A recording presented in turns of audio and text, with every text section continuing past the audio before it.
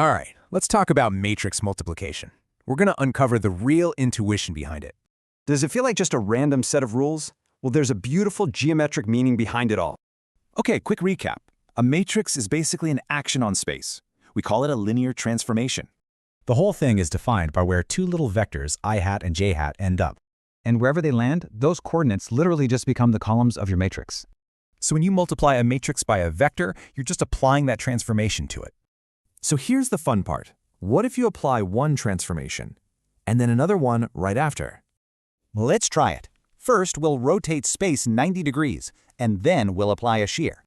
This combined effect is actually a brand new single transformation. We call it a composition. And just like any other transformation, this one gets its own matrix. Let's figure it out. It's easy. We just have to track where I hat and j hat land after both moves are done. I hat lands at 1, 1 after both moves. J hat ends up at -1, 0. Those are our new columns.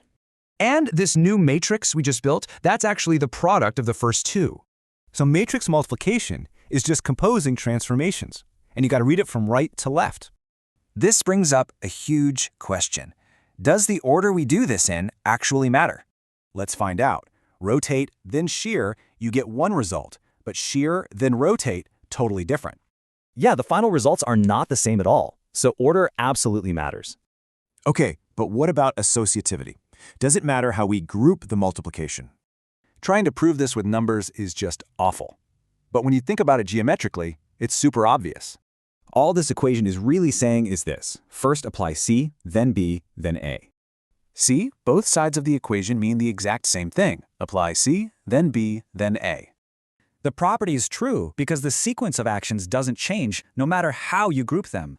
So when you see the geometry behind the math, the rules just click. And that's the real power of linear algebra.